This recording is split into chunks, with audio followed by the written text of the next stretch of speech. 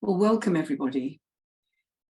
The House facilitating team are delighted that we will be able to spend time together exploring the art of seeking the transcendence of synthesis as individuals and together as a group service. For as Krishnamurti tells us, the problem of the individual is also the world's problem. They are not two separate and distinct processes. Each of us is the repository of all humanity, and each of us is the world, and the world is us. And if there is a radical transformation in the structure of an individual psyche, it will affect the whole consciousness of humankind. So with this realization, let us begin our adventure by arriving together at our gathering point, by aligning with our higher self and its familiar inner center of stillness, silence, and poise. So if you'd like to get comfortable in your chair, and then we'll begin. It may be helpful to lower your gaze or close your eyes as we begin this inner journey. We have plenty of time, endless time. Nothing is pushing us. There is complete soundless stillness, connecting with eternity. Listening expectantly with all our senses into the stillness, alert to that which will make itself known and grow within each of us. Take a few deep breaths.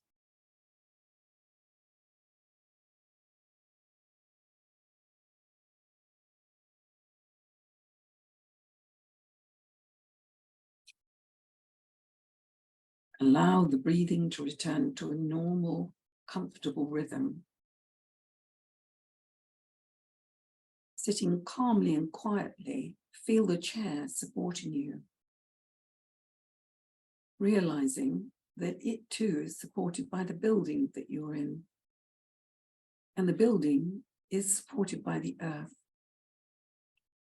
and the earth by our planetary and solar system. We have a place within the world. We are an inseparable part of the universe. And with this awareness, we dedicate our physical body to the service of the soul. Our emotional body is relaxed and calm. Let us imagine a motionless lake of blue water in which the light of the sun and the moon are reflected. We are bathed in light. We feel love for all humankind and dedicate our emotional body to its service. In the mental body, thoughts come and go. We remain quietly serene and relaxed and are aware of our thoughts, but not distracted by them. Thought is the finest energy that we can send forth into the vault of the universe. We dedicate our higher thoughts to the good of humanity and to the realization of the divine plan. Let us sound an Om silently to integrate the powers of the threefold personality.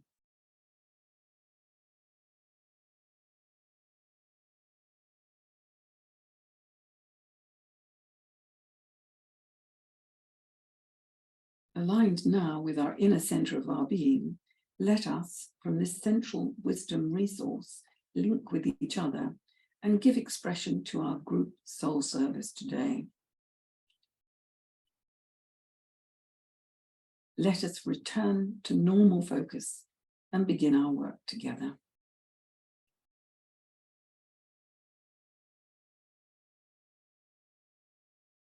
During our time together, we will explore how seeking synthesis is a practical act of service as we discover fresh ways of cultivating the habit of spiritual transformational livingness. Synthesis is a realization of the triumph of the good, the beautiful, and the true when making daily choices. The synthesis is a unifying wisdom with a releasing function that eliminates fear, thus enabling each of us to play our part in a thought-filled creative construction of the new civilization. The qualities and ways of consciously cooperating with this livingness have been called by various names: coordination, interaction, or organic synthesis. And synthesis is, if you like, a manifestation of a principle which is a general law of syntropy. And syntropy works inexorably towards creating order. However, at first glance, we appear to be surrounded by entropy. And as we know, entropy is a law that confirms progression towards chaos and disorder. Nonetheless, the general progression in nature is towards order, towards bringing order out of chaos, which is a manifestation of synthesis.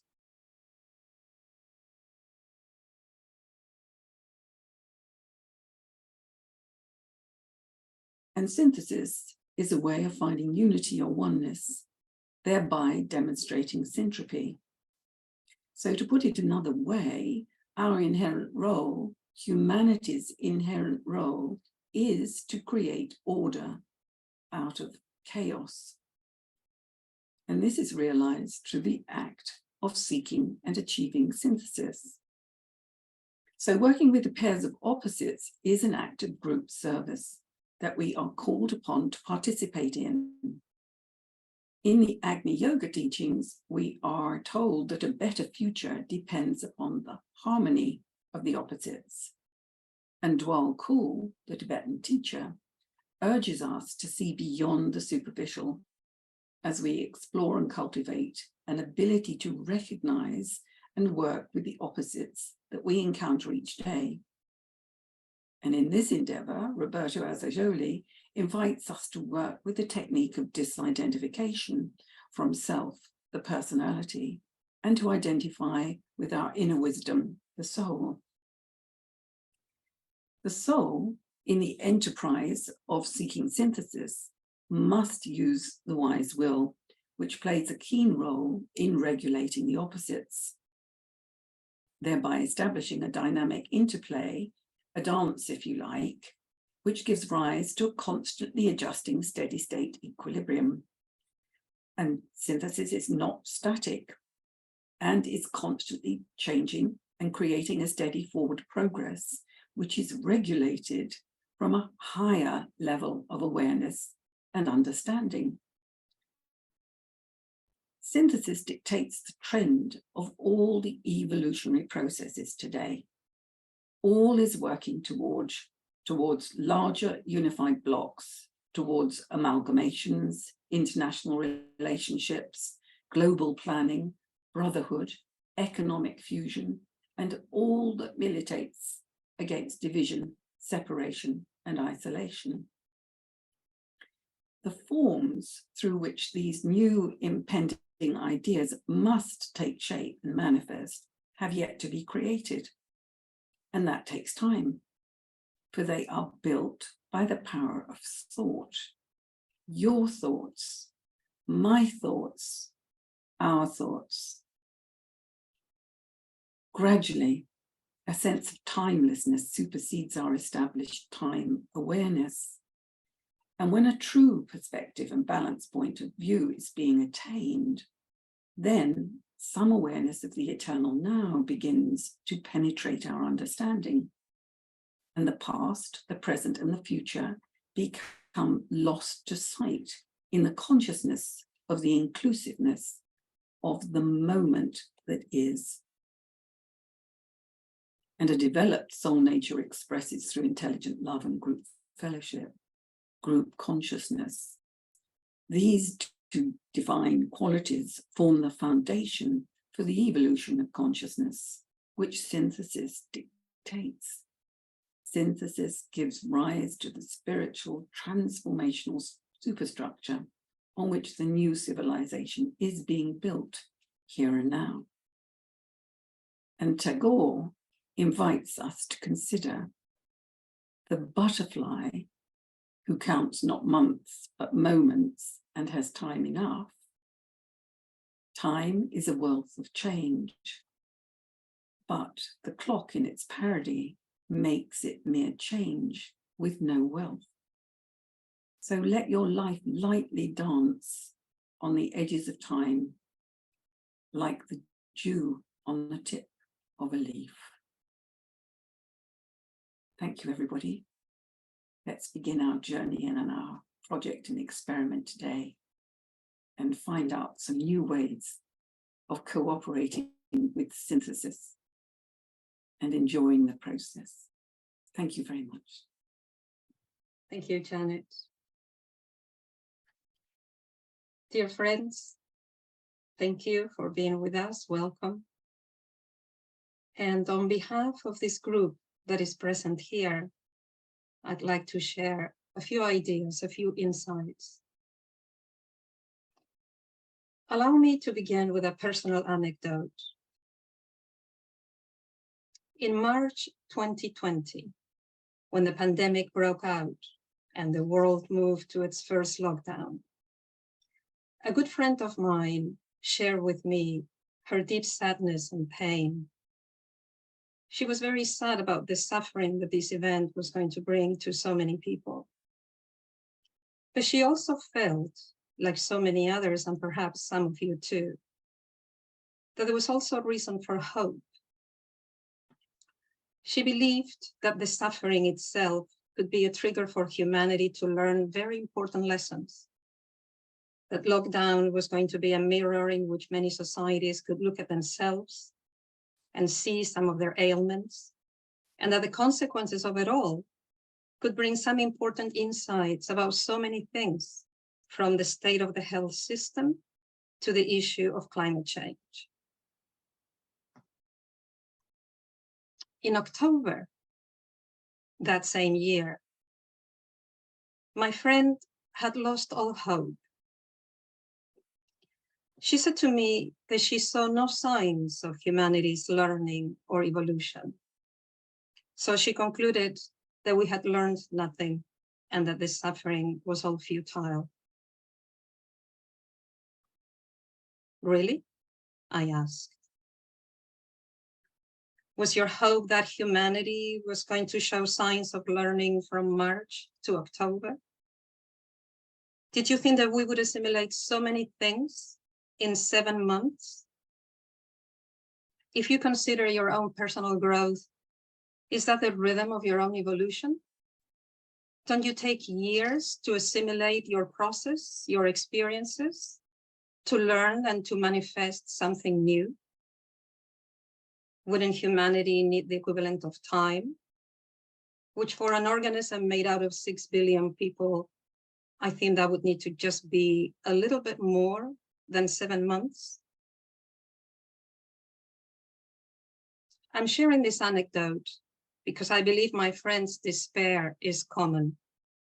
And so is her short sight when considering humanity's evolution against her own expectations and hopes for it. She was really the victim of a vicious circle. Her despair about the situation took her to have high hopes for a prompt resolution. But the fact that these hopes were so high and too unrealistic, and within a time frame of her own making, drove her back to the starting point, despair. To help us all come out of this vicious circle, I believe perhaps we need to reconsider a few things.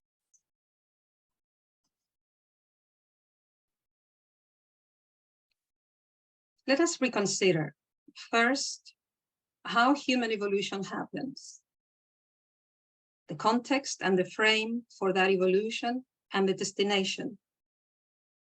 And second, the basis for our expectations and hopes for that evolution.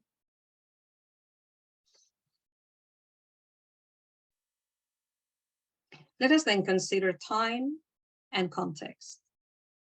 Let us invite ourselves to expand our view from considering the individual, the cultural, the social, the collective, the political, the national, the international, to consider the global.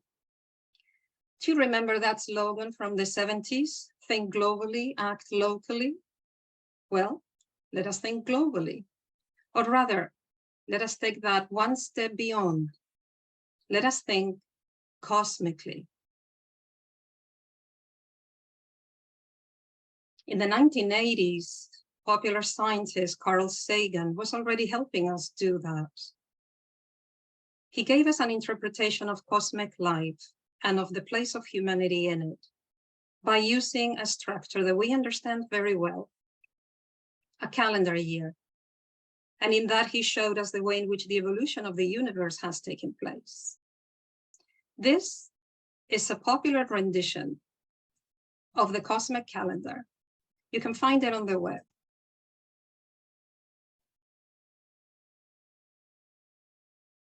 Follow the first horizontal line on the top that takes us from January to December. On January the 1st, we have the Big Bang. It is May when the Milky Way appears. In September, we have the solar system. And in December, multicellular life. Now then, below that horizontal line on the top, the month of December is broken down. Nothing much new appears during the first 14 days. In the last 2 weeks of December, life evolves from bones and shells, and on the 17th to vertebrates, amphibians, and reptiles. Dinosaurs disappear on the 30th. And on the final day, on the 31st of December, apes and monkeys split. At 8 p.m., the humans and the chimpanzees split. At 9:25, humans first walk upright. At 10:30 p.m., the human brain size starts tripling. It's 11:52 when the modern human appears. From 11:56 to 11:59, in 3 seconds, the whole movement of human migration takes place. And everything we call history happened in the final 60 seconds to midnight, from the Ice Age until today. Columbus arrived in America 1.2 seconds ago. And the rest happened in what was left in less than a second.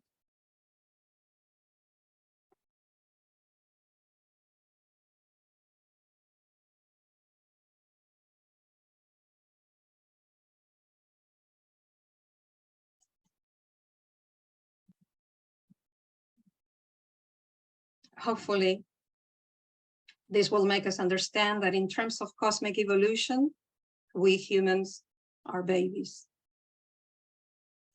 We were born 8 minutes ago, and we still have a long evolution ahead of us indeed. If we embrace this perspective, we might be able to change our time frame, and perhaps we will no longer expect humanity to experience a major shift in consciousness in the span of 7 months of lockdown.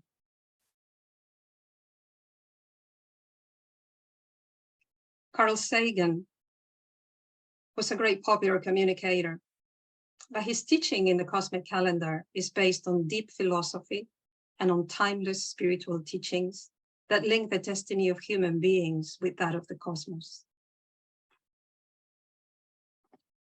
Teilhard de Chardin, a Jesuit priest, philosopher, paleontologist, pointed out that when we think of the future, we cannot just think about the final state of the individual soul or even the goal of human history.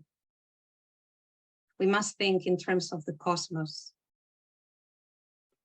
De Chardin emphasized that all human beings and all their hopes find their true ambience and fullest satisfaction only in company of the fulfillment of all things, for it is the whole universe that is to be redeemed and renewed. Once we can embrace that time frame, we also need to have an understanding of how evolution takes place. In his thinking about the evolution of the cosmos, Desjardins proposed what is known as the law of increasing complexity. That is, the recognition of the tendency in matter to complexify upon itself and to increase in consciousness. And this process includes 3 stages.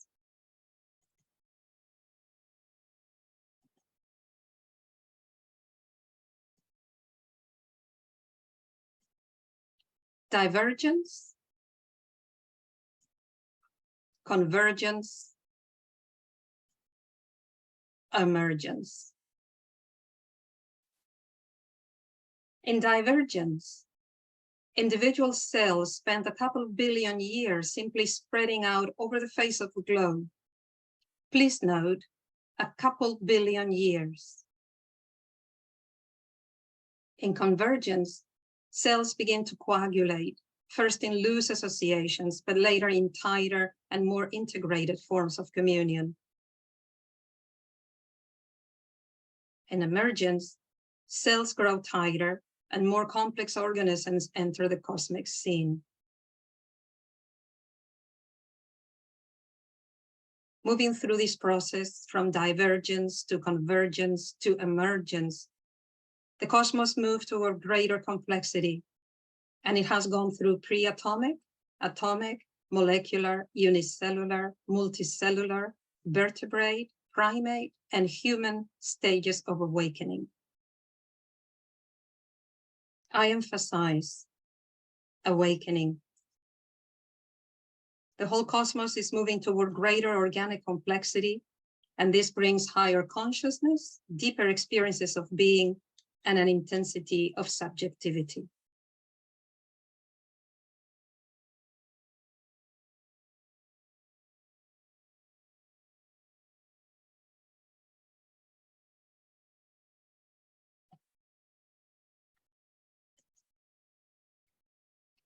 We don't need to go very far to see one of the finest examples of this journey towards increasing complexity.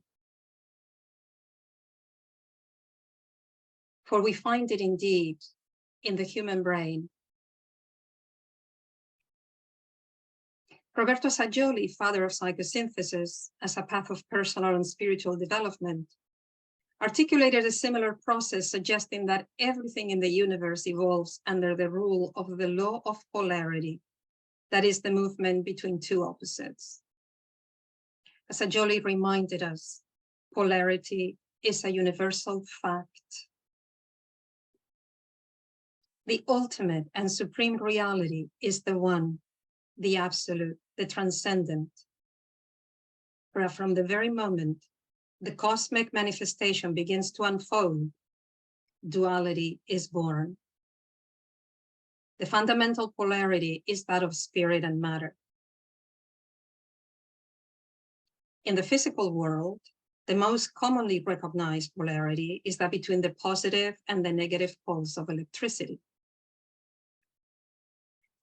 In the human organism, we have polarities such as the dynamic between the sympathetic and the parasympathetic system.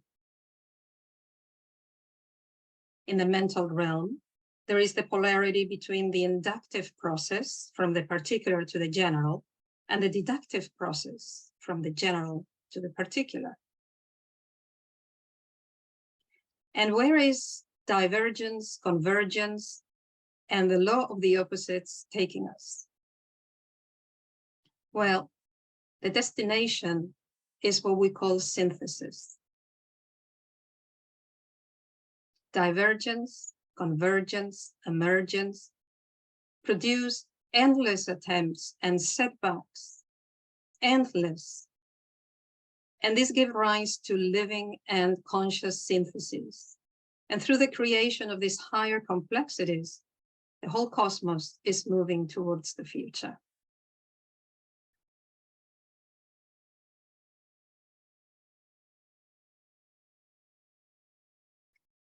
Synthesis is not a mere point of equilibrium between two opposites. Synthesis is not simply a middle way. Synthesis is not a compromise. Synthesis is not the blending of two poles. Assagioli teaches us that synthesis is a chemical combination, and as such includes and absorbs two elements into a higher unity, and this unity is endowed with qualities differing from those of either of them. And let us remember that in Desjardins' terms, synthesis always brings an increase in consciousness. For example, if we look at some of the polarities that I named earlier, for example, between the positive and the negative poles in electricity, the synthetic outcome is the creation of matter. If we look at the polarity between the sympathetic and the parasympathetic system in the human body, the synthetic outcome is the modulation of vital functions in the human body. If we look at the polarity between the inductive and deductive mental processes, the synthetic outcome is creative thought. In these examples, we see the synthesis is much more than a mere balance between two opposites. It's a creative outcome, something new that raises consciousness.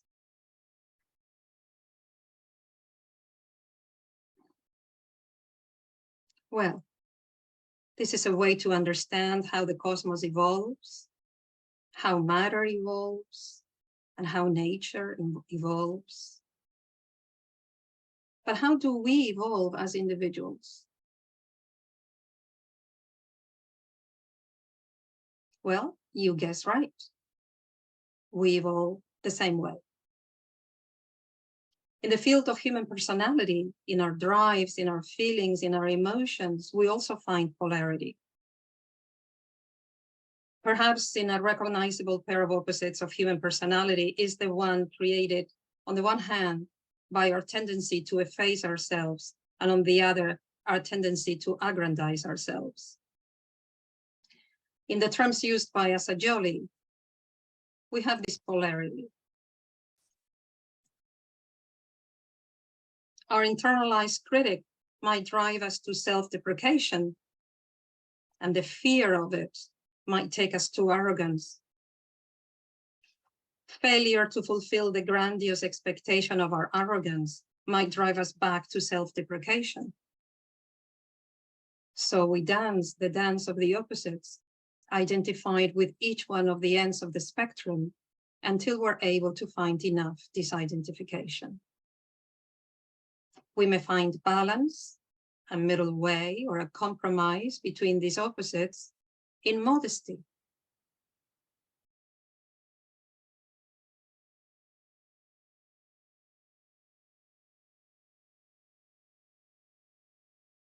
But to move towards synthesis, we need something else. We need to see each side of the spectrum with its distortion and its quality. We need to undo the split between the qualities and blend them so that we can express the single quality that they are. Synthesis is that higher unity endowed with the qualities of both. In this case, with the quality of embracing our greatness and embracing our smallness, and thus achieving a sense of right proportion.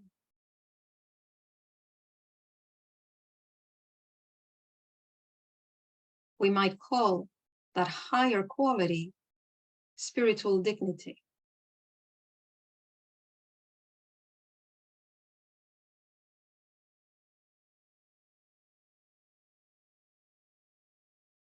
Friends, the opposites are not obstacles to synthesis.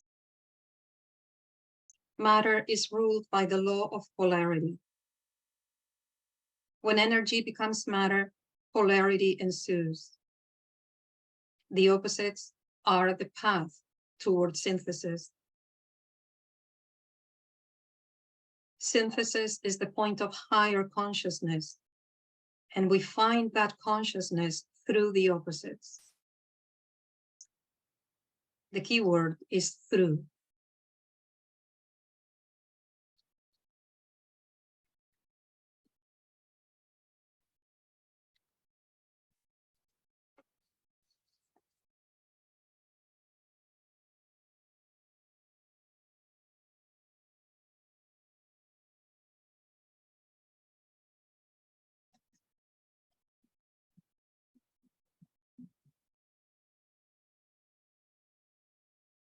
And so it is that we can think of the whole cosmos being propelled by the law of increasing complexity.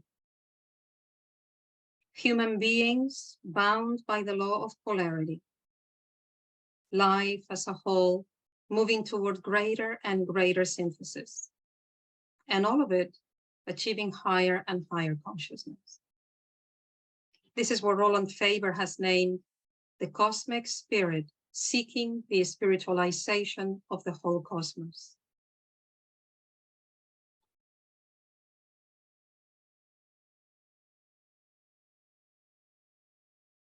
Yes, I know. This is a grand scheme.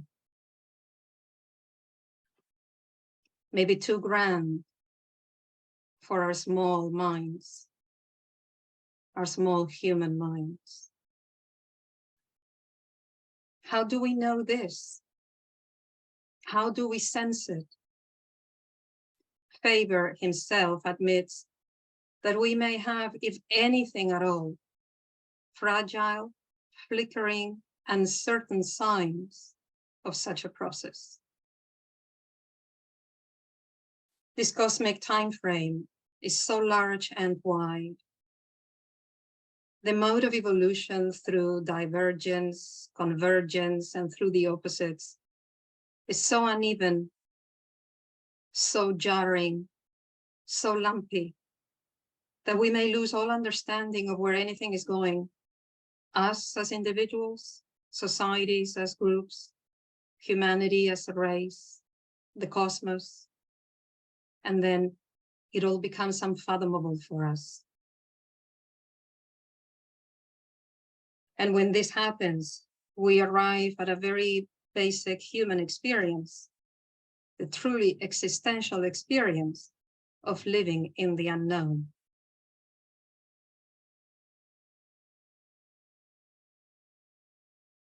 Let us be held by the wisdom of great philosophers who have been able to bear the unknown and who have left us these beautiful thoughts. The ultimate purpose of knowledge is to know that we don't know. That was Rabbi Yehuda Bedersi. The only true wisdom is in knowing that you know nothing. That was Socrates. The further knowledge advances, the nearer we come to the unfathomable. That was good.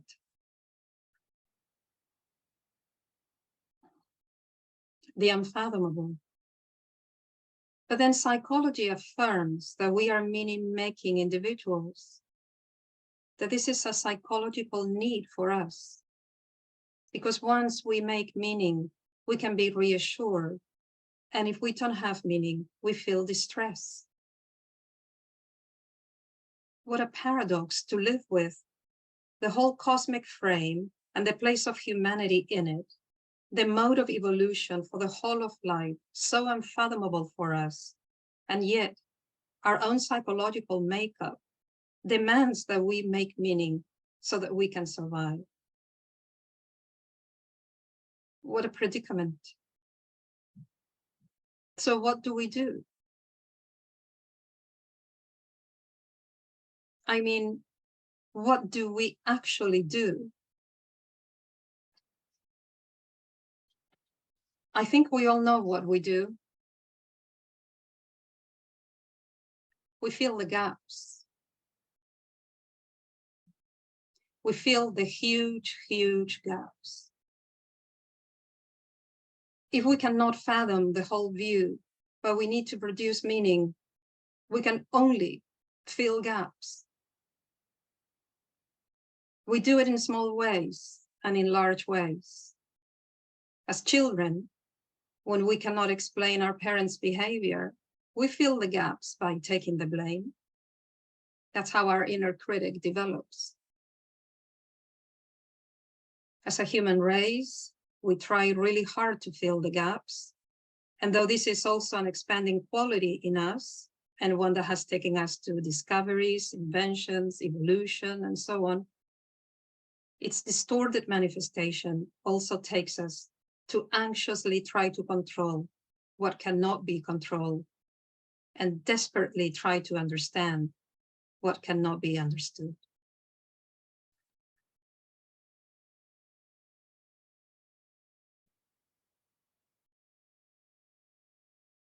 There's a Chinese story that most of you will know. It shows this very well.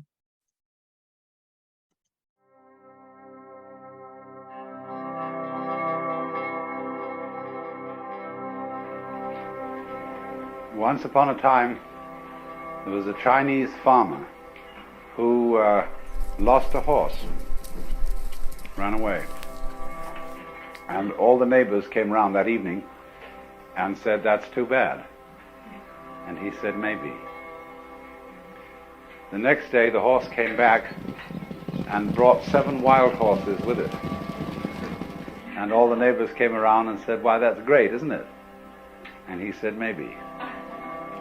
The next day, his son was attempting to tame one of these horses and was riding it and was thrown and broke his leg. And all the neighbors came round in the evening and said, "Well, that's too bad, isn't it?" And the farmer said, "Maybe." And the next day, the conscription officers came around looking for people for the army, and they rejected his son because he had a broken leg. And all the neighbors came round that evening and said, "Isn't that wonderful?" And he said, "Maybe."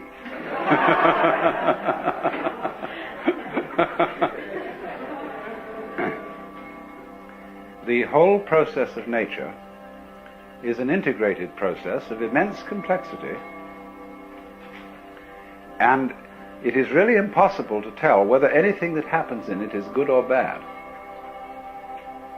because you never know what will be the consequences of a misfortune, or you never know what will be the consequences of good fortune.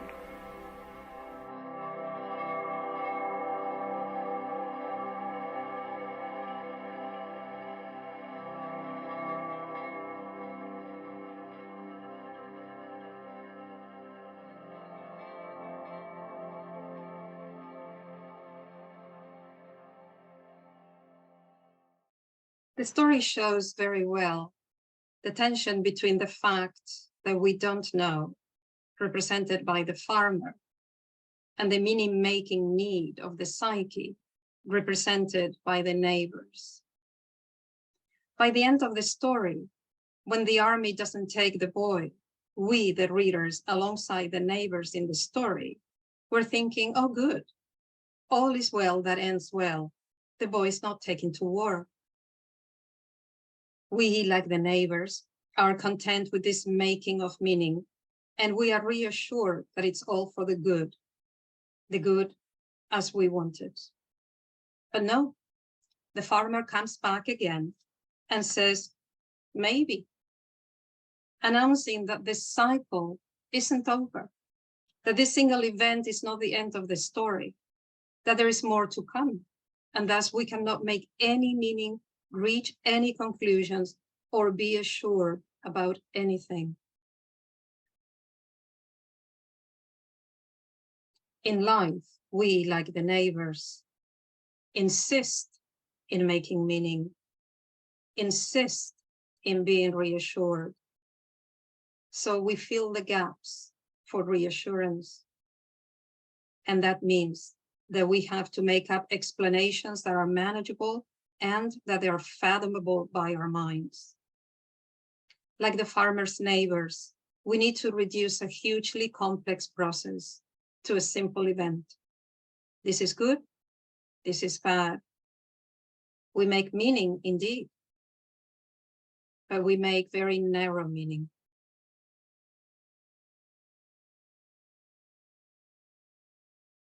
That is where my friend comes in, and her need to see humanity evolve from March to October, so that she can see that the pandemic has brought learning and evolution at a level that her mind can grasp and understand. Otherwise, she's not able to make meaning, and thus she's not reassured, and she remains anxious. This, of course, generates a new predicament.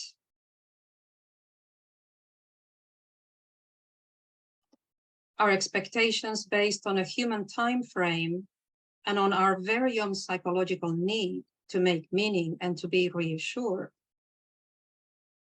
are not necessarily going to be fulfilled in a cosmos driven by convergence and divergence, seeking to evolve further and further in consciousness. Not even in the field of a single human life, driven by the law of polarity and moving through the opposites.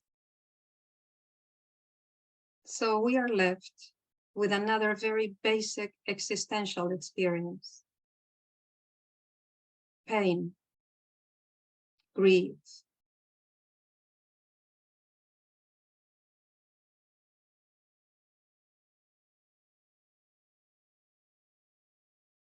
If we identify with our conclusions, and we reach those conclusions within such a narrow perspective, and often a lack of understanding of how evolution works, we are bound to feel pain and sorrow because the outcome of things is not as we wanted. We are not reassured, but often what we want, the way we want to be reassured,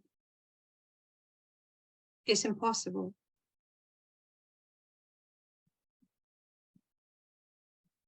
Thus, we could say that some of the pain we feel is the result of an attachment to an outcome that within a cosmic frame is an impossible one. Of course, because our desire is unachievable, this will take us to despair.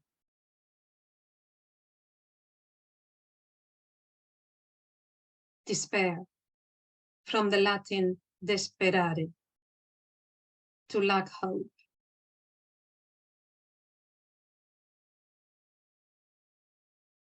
But we will lack hope if what we hope for is impossible.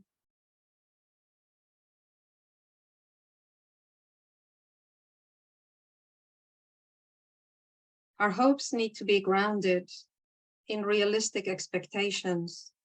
They need to be born out of a true time frame.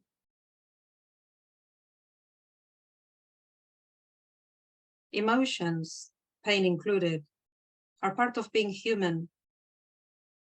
Nature has given us the ability to feel so that we can gather information about our surroundings, about our experiences, and then act accordingly.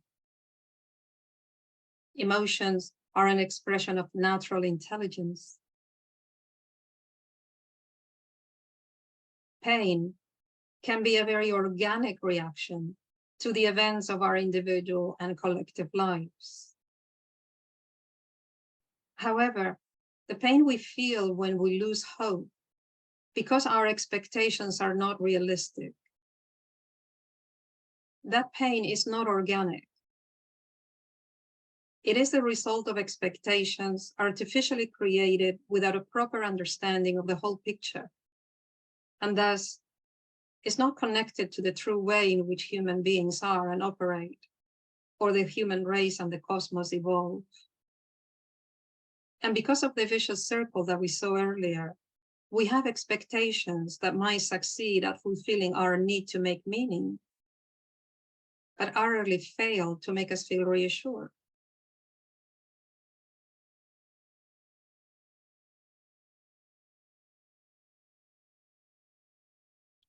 And we have another paradox. Very often, we don't allow ourselves to feel the pain that is organic, the pain that is unavoidable, precisely because it is organic.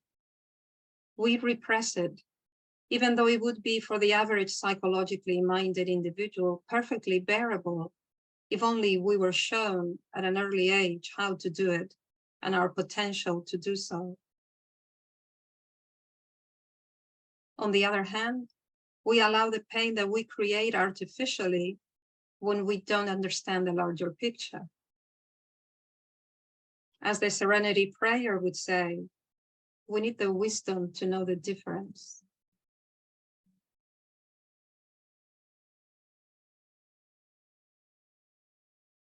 Could this be a new Serenity Prayer for us, just for us for today? God, grant me the serenity to accept the organic pain I feel when I am being human. The courage to hold the cosmic view, even if I don't understand it, so that I don't seek immediate reassurance and bring unnecessary pain onto myself. And the wisdom to know the difference.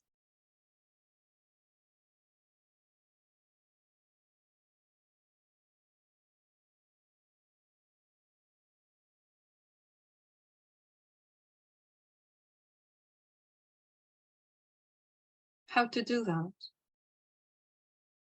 How to know the difference? Hopefully throughout the day, we will look at ways to do that. But let me share a few pointers, tapping into the group wisdom. Let's go beyond the binary opposition which the debates about human nature are reducing us to. Are we good? Are we bad? Is our nature naturally destitute or naturally good? And is that the cause of our predicaments? Let us move instead to embrace a cosmic vision. Let us move and take a wide frame.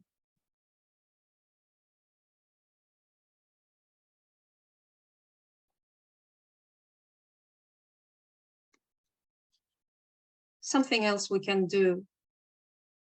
Let's focus on process. We are in the process of making our lives and our existence what I like to call, as an ex-Catholic, an immaculate incarnation of our soul qualities. We are in the process.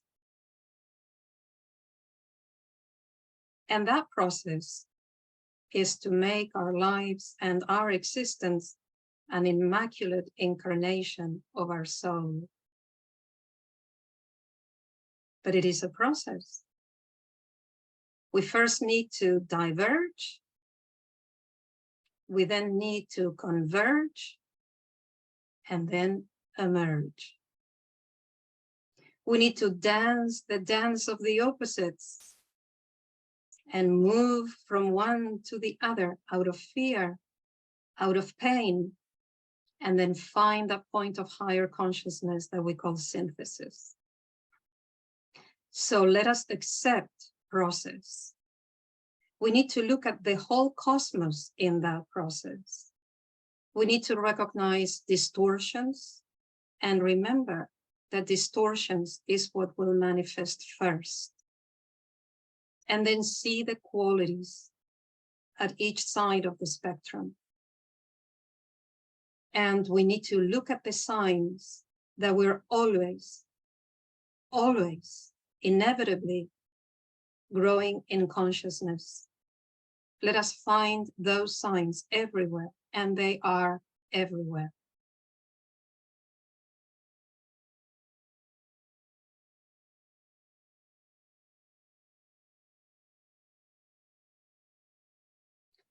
Let us keep a sense of spiritual dignity, our sense of right proportion. Let us embrace our greatness. Let us embrace our smallness. and all the things that we can get to know, create, or change, but also the ones that will remain unknown and unchangeable by us. Let us accept we are so great and we are so small.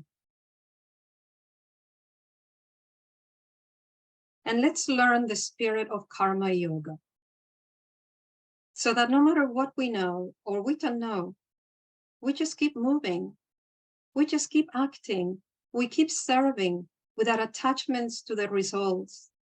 Like Sri Krishna said in Arjuna in the Bhagavad Gita, act.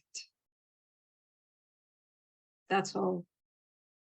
We don't control the outcomes. We don't control the reasons, but we act. And let us recognize our tiny, tiny bits of transformation and increased consciousness, and know that that is a tiny mirror of the cosmic evolution.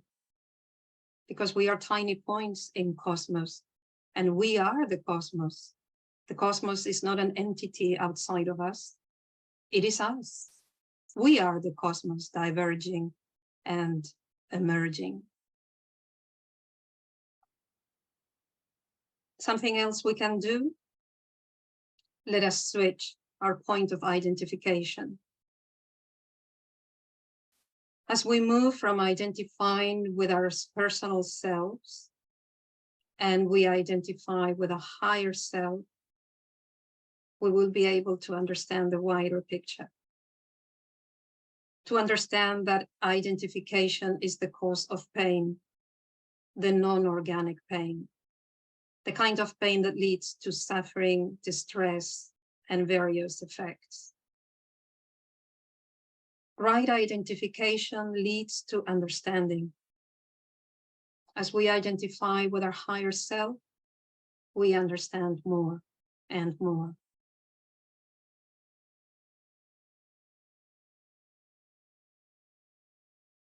Let us be humble. Let us be humble to bear our organic pain, the pain that we feel because we're humans. That's all. Because we're only humans. And let us disidentify from the artificial pain that we create when we don't understand and insist on understanding.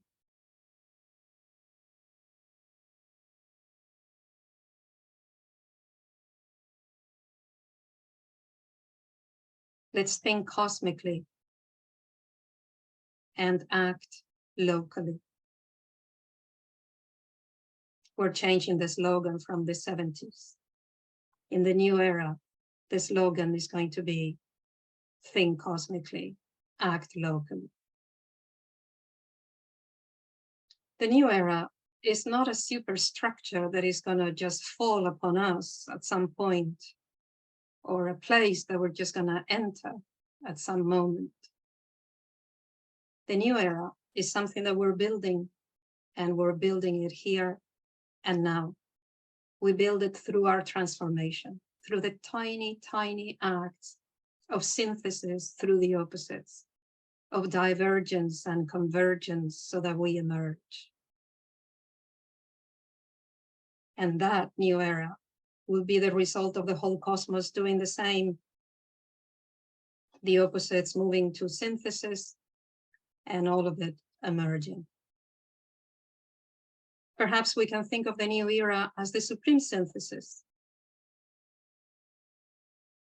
And I will leave you with Asajoli's words about gaps, these beautiful words.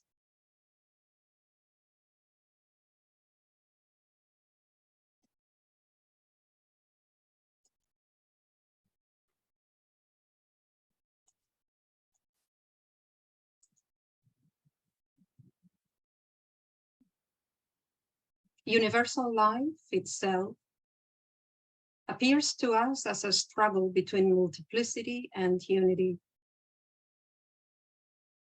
a labor and an aspiration towards union. we seem to sense that, whether we conceive it as a divine being or as cosmic energy.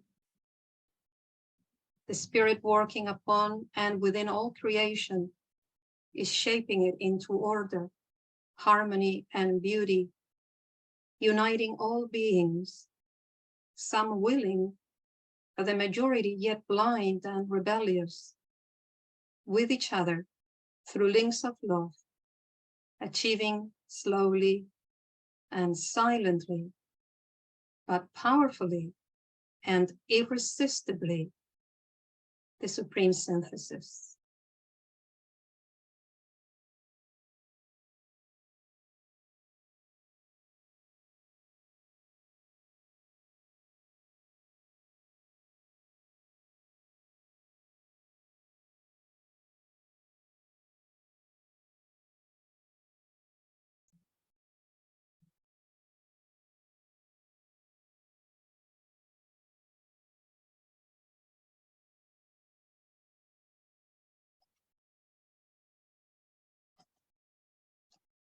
Friends, let us not be blind and rebellious.